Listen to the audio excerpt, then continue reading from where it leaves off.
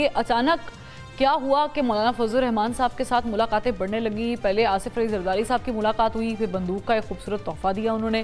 اب اس کی نوک پہ کون ہوتا ہے یہ تو نہیں ہمیں پتا، لیکن پھر شہباز شریف صاحب کل ملے ہیں، تو کیا آپ کو کوئی اشارہ دیا ہے مولانا فضل الرحمان صاحب نے کہ آپ کی طرف جھکاؤ کریں گے؟ دیکھیں، اشاروں سے یہ باتیں نہیں ہوتی. بات ساری یہ ہے کہ مولانا صاحب ہمارے ساتھ کولیشن پارٹنرز تھے جب پچھلی جو حکومت تھی انٹرم گورنمنٹ آنے سے پہلے.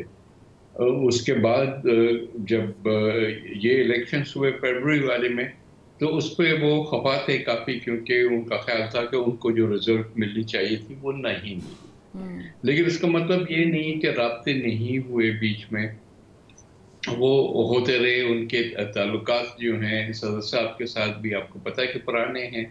سو اس لحاظ سے جو ایکٹیویٹی ہوئی، پہلے شاید اپوزیشن کا ایک گروپ بنانے کی کوشش کی گئی جو کہ نہیں بن سکا.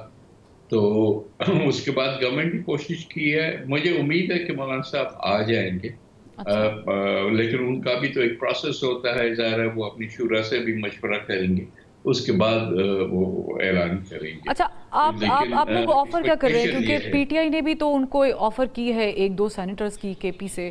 آپ لوگ ان کو کیا؟ انہوں نے فیصلہ کرنا ہے کہ ان کو کیا اس وقت سوٹ کرتا ہے، لیکن جو انڈیکیشنز آ رہی ہیں اس سے لگتا ہے کہ وہ گورنمنٹ کے ساتھ ہی آئیں گے. اچھا، ویسے مولانا فضل الرحمان الیکشن کے بعد سے جب تنقید کرتے تھے، آن ریکارڈ موجود ہے، تو نون لیگ پہ کم تنقید کی جاتی تھی، مشورے دیے جاتے تھے. پیپلز پارٹی پہ تو انہوں نے یہاں تک الزام لگا دیا کہ ایوان صدر خریدا گیا، سندھ اسمبلی میں پیسے چلے، بلوچستان اسمبلی میں پیسے چلے. تو خیر یہ بہت بڑے الزامات ہیں، یہ بھی ظاہر ہے کہ مولانا فضل الرحمان کی جانب سے آئے ہیں.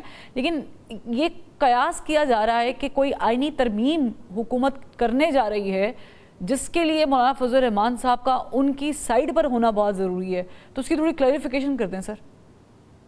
بیبی اگر مجھے پتا ہوتا تو میں شاید بتا بھی دیتا. ظاہر ہے گورنمنٹ ہم نہیں ہیں، ہم بھی گورنمنٹ کو سپورٹ کرنے والے لوگوں میں سے ہیں، اور ابھی تک حکومت نے کوئی بھی ہمارے ساتھ واضح بات نہیں کی اس سلسلے میں کہ کوئی آئینی ترمیم. یہ مارکیٹ میں تو پتہ نہیں کیا کیا باتیں ہو رہی ہیں، لیکن ایکچولی کیا ہے یہ کچھ پتہ نہیں. جب تک کہ ہمارے ساتھ یہ بات ہمیں بٹھا کے کانفیڈنس میں نہیں دیا جائے گا، تب تک اسپیکولیشن پہ تو ہم کچھ نہیں کہہ سکتے.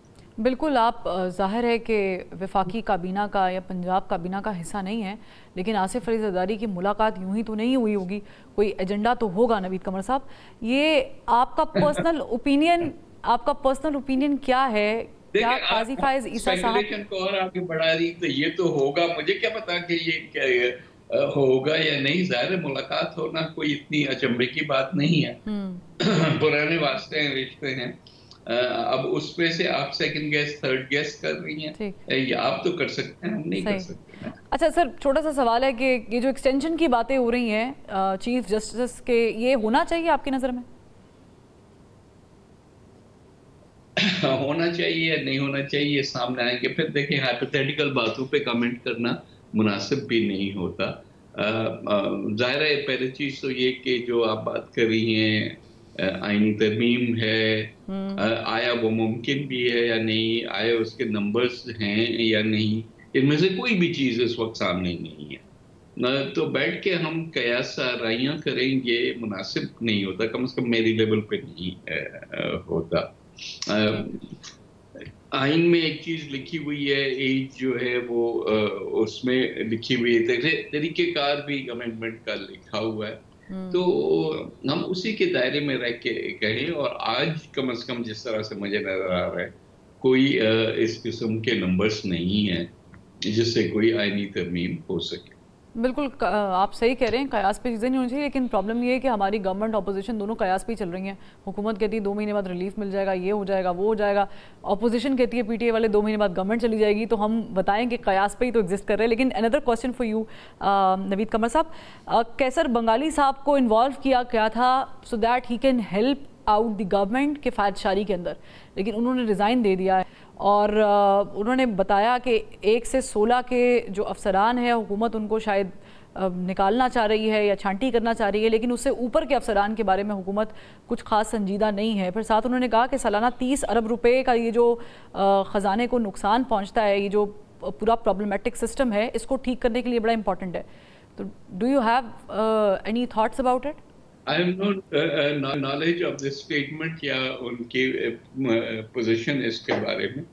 بات ساری یہ ہے کہ حکومت خسارے میں تو چل رہی ہے اور ان کو جو ہے حکومت کا سائز کم کرنے کے لیے بھی دباؤ ہے.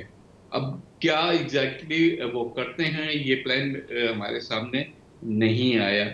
ظاہر ہے کہ صرف چھوٹے لوگوں کو جو ہے افیکٹ کرنا اور جو ہائر وہ ہیں لیولز اس کو نہ کرنا، اس سے کوئی آپ کو بچت نہیں ہوگی.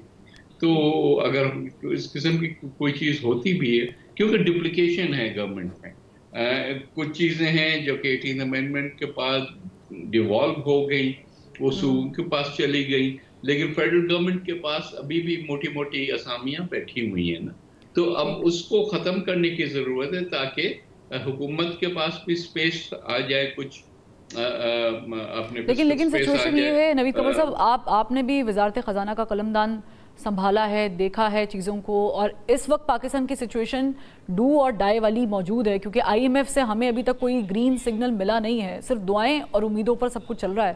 تو اگر یہ سب کچھ نہیں ہوتا ہے، اگر ہمارے ملک میں انویسٹمنٹ نہیں آتی ہے، گورنمنٹ، چونکہ آپ گورنمنٹ میں نہیں ہے لیکن گورنمنٹ کے ساتھ کھڑے ہیں، تو پھر تو یہ بہت زیادہ مسئلہ ہو جائے گا. عام آدمی کے لیے تو آلریڈی بہت مشکل ہے.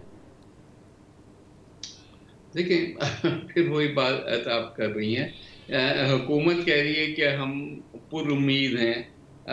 ظاہر ہے کہ کافی چیزیں ایسی ہیں جو کہ ابھی بھی کرنے والی ہیں. بیچ میں پھر حکومت کی طرف سے اس قسم کی چیزیں جیسے یہ بجلی کے بلوں میں سبسڈی کی بات آئی.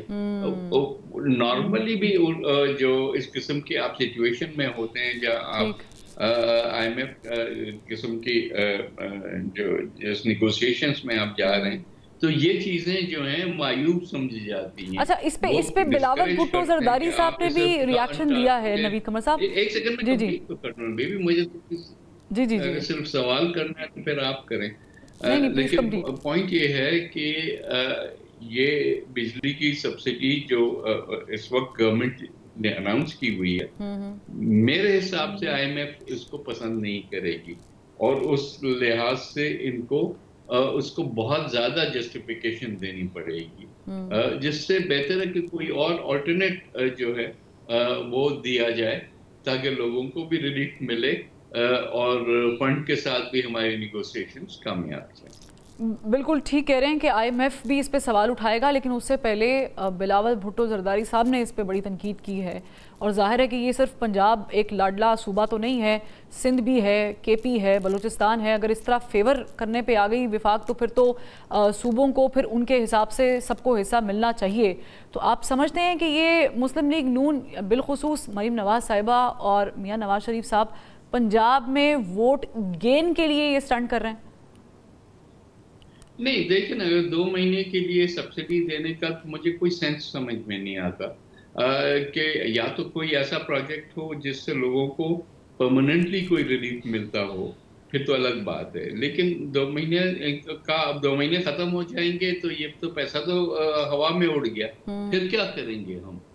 سو یہ بات میری سمجھ سے تو یہ اسکیم باہر ہے.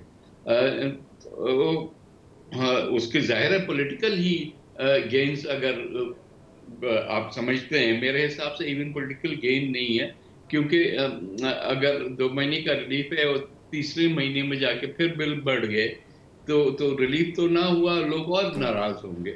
تو میرا خیال ہے کہ اس لحاظ سے آئی ڈونٹ نو، ابھی تک حکومت اس پروگرام کو پش تو کر رہی ہے، بٹ آئی ہوپ کہ اس کا کوئی نتیجہ پازیٹیو نکلے، اس طرح سے نہ ہو جو کہ اس وقت بڑا کنٹروورشل. یعنی آپ بحثیت اتحادی سمجھتے ہیں کہ یہ جو فیصلہ پنجاب نے کیا ہے یہ کوئی سسٹینیبل فیصلہ نہیں ہے، اور ویسے بھی 2 مہینے بعد موسم بھی بدل جائے گا تو شاید بجلی کی اتنی ضرورت بھی نہیں رہے گی پاکستانیوں کو. لیکن پرابلم یہ کہ کوئی لانگ رن میں کوئی اس کا حل نہیں نکالا گیا. بہت شکریہ نوید قمر صاحب، آپ نے وقت نکالا. ناظرین یہاں پہ ایک چھوٹی سی بریک لیتے ہیں.